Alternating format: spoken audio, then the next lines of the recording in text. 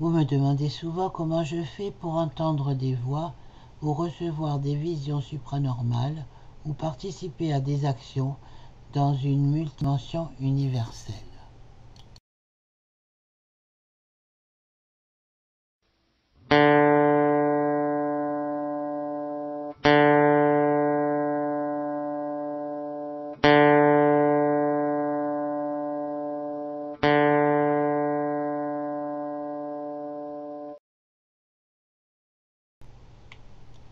C'est par l'amour-lumière qui est dans mon cœur qu'une émotion me lie à un événement multidimensionnel.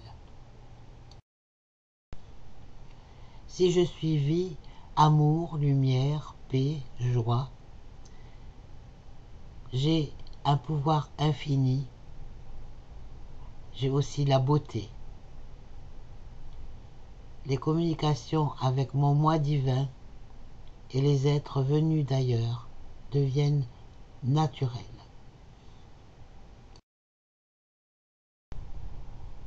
Voyons en détail ce qui se passe dans notre cerveau humain.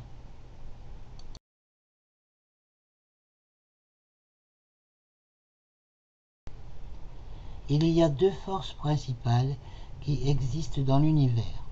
En réalité, elles ne forment qu'un pouvoir unique qui dirige tout le cosmos et anime tous les êtres intelligents qui le contiennent.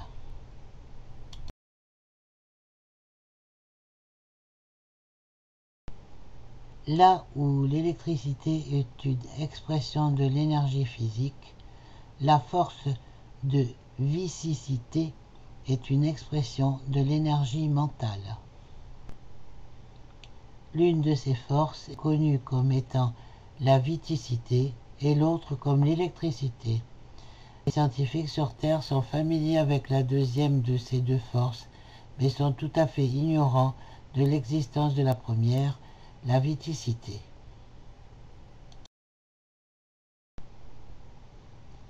Diagramme du cerveau humain.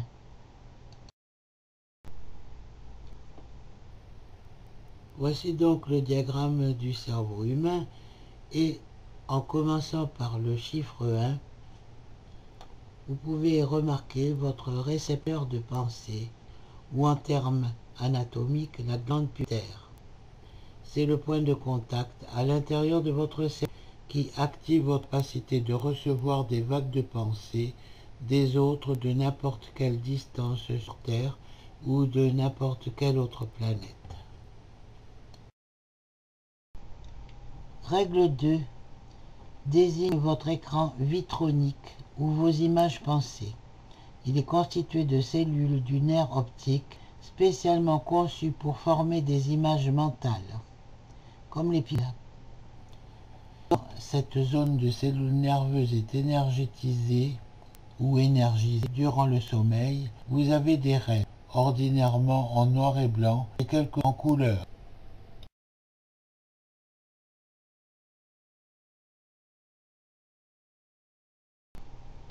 Chiffre 3. Nous arrivons maintenant à la deuxième partie essentielle de votre système de TV intégré, le transmetteur pensée. C'est votre glande pinéale. C'est le point positif de contact dans la glande pituitaire et la borne ou point négatif de contact, donc votre terminal.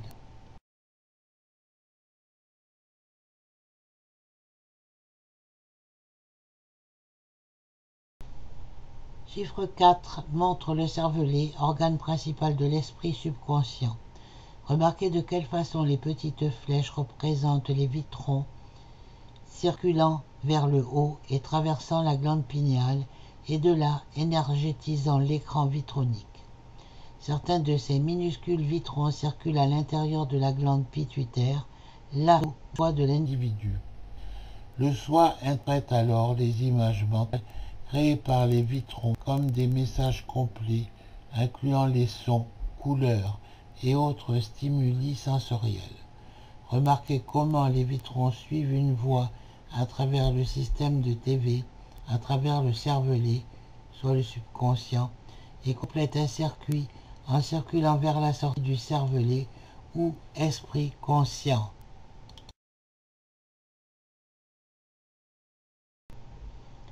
Chiffre 5. Les Vénusiens ont Le cervelet ou organe du cerveau subconscient peut emmagasiner du tronc, plus il devient facile pour quelqu'un de transmettre des images pensées à travers l'espace.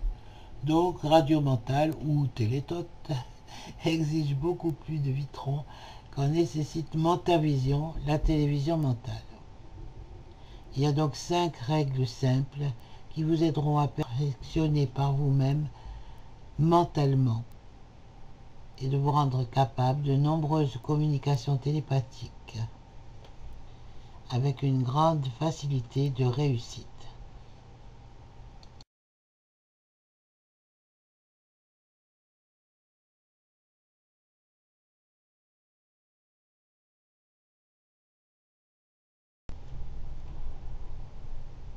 Quelques explications supplémentaires.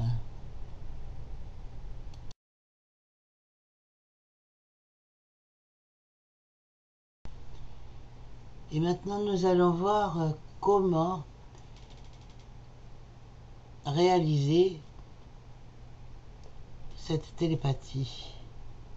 Alors, en règle 1, donc, pour envoyer et recevoir des messages mentaux, l'étape la plus importante, c'est d'apprendre à se détendre consciemment afin que votre esprit conscient n'empêche ni n'interrompe le processus de synchronisation.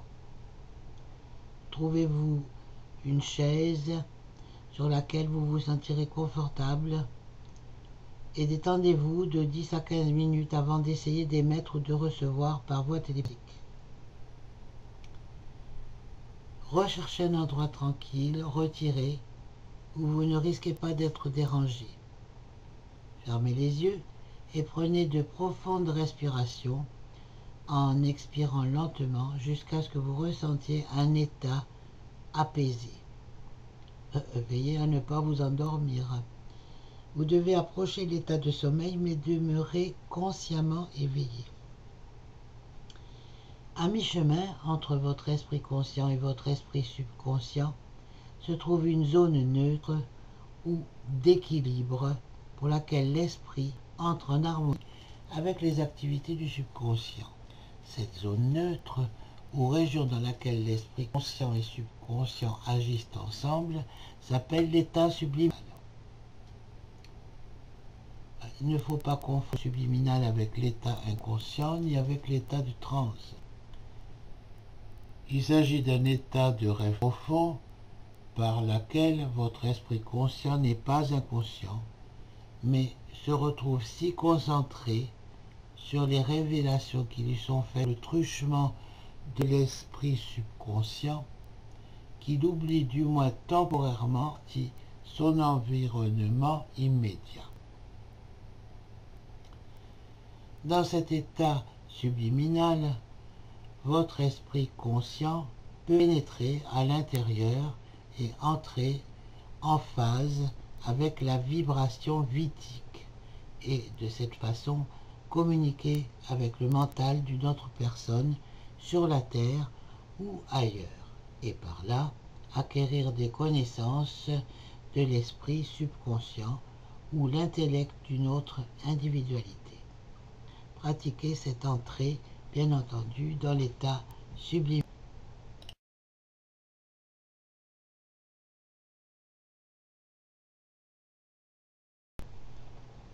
En règle 2,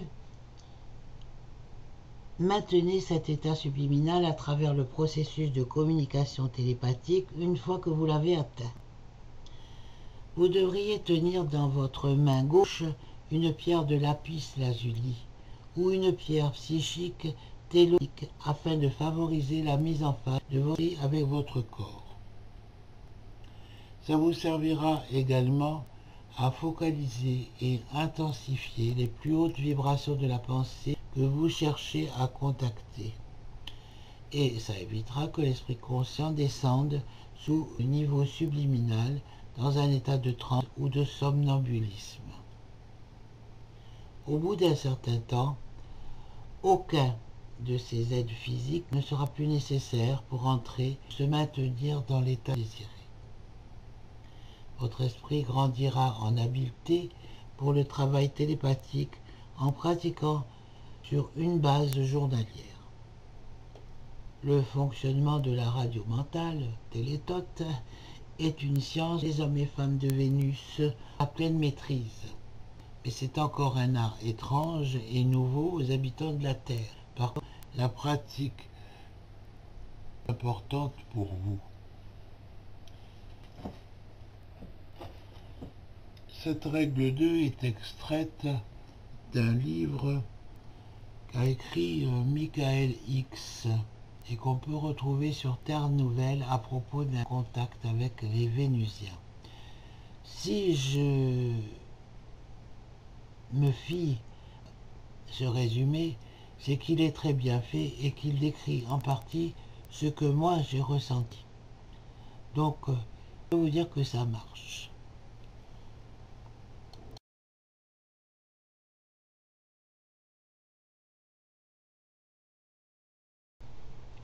Règle 3. Trouvez le temps convenable pour envoyer et recevoir des messages télépathiques à un ou plusieurs de vos amis proches qui sont ouverts et sympathiques.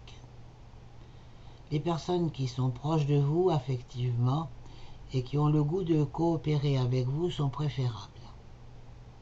Soyez prudent avec qui vous vous entretenez de la chose. Quoique la faculté de télétote, radio mentale, gagne en reconnaissance auprès des scientifiques sur Terre. Il se trouve encore beaucoup de gens qui s'en moquent et rejettent l'idée à cause de l'ignorance. Leur ridicule cherche à rabaisser les confidences que vous leur faites. Ainsi, il est plus sage d'entreprendre cette pratique vitale le plus tranquillement et le plus soigneusement qu'il vous soit possible si vous ne voulez pas entendre les railleries, déformer vos propos ou se moquer de vous tout simplement. Bon, comme le meilleur temps pour pratiquer le télétote, ce sont les heures tranquilles, la nuit, ou alors juste après la journée. Là, les gens sont plus détendus à ces heures-là pour faire,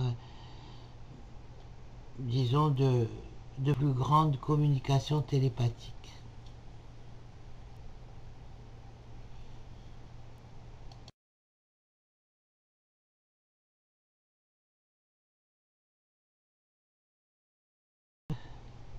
En règle 4, pour transmettre vos messages mentaux à quelqu'un d'autre, il est essentiel, en premier, de fixer sérieusement votre esprit conscient sur la personne particulière, soit sur une terre, soit avec un être venu d'ailleurs, ou sur une autre planète, avec qui la correspondance mentale est souhaitée. Alors, essayez de la visualiser dans son environnement naturel. Le secret ici est d'imaginer un long tunnel ou un tube creux et de faire apparaître cette autre personne à l'autre bout de ce tube alors que vous vous trouvez de ce côté du bout. Maintenant, votre pensée avec le plus de précision possible. Ça vous aidera en premier lieu si vous écrivez clairement un court message et vous l'ayez en tête et que vous vous y référiez au besoin. Le nom de la personne que vous cherchez à joindre dans la pensée devait être utilisé librement pour attirer son attention. Et dès que son attention aura été captée, vous reconnaîtrez par une action particulière que la synchronisation est effectuée. Vous sentirez que vous êtes branché mentalement. Comme image, pensez au son de connexion d'un modem ou un serveur. Il se produit quelquefois que l'image vivante de la personne soit vue ainsi que le son distinctif de sa voix. Ce sont des phénomènes réels des sens mentaux et prennent de l'acuité au fur et à mesure qu'on rêve le sommeil, ses facultés endormies depuis très longtemps. Vous pouvez aussi asseoir en face d'une autre personne en portant votre attention juste au-dessus et entre ses yeux. Sa glande réceptrice pituitaire se trouve localisée à ce point. Conservez un état d'esprit affirmatif et positif et prononcez les mots que vous désirez qu'elle entende.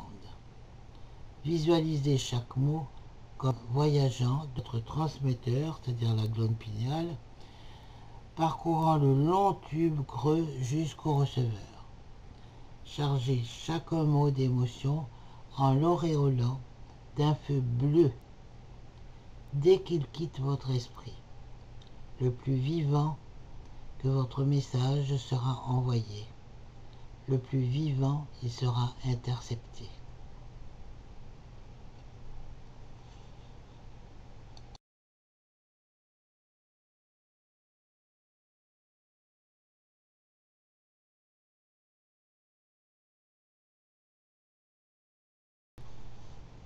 En règle 5, pour recevoir des communications télépathiques, vous devez laisser tomber l'attitude positive et dirigeante requise pour la transmission de pensée et devez adopter à la place une attitude passive et réceptive en y joignant l'acuité sensible de l'esprit subliminal.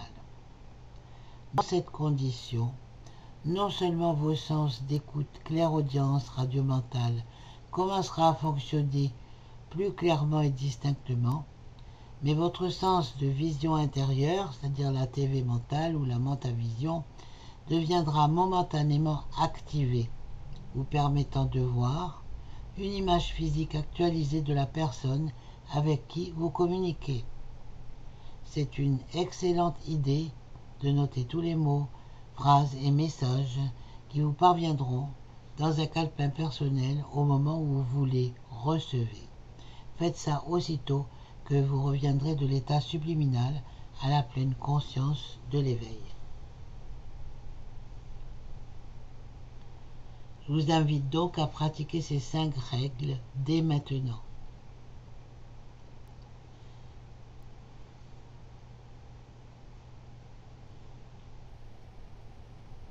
Puisse la vie, l'amour et la lumière demeurer en vous. Merci.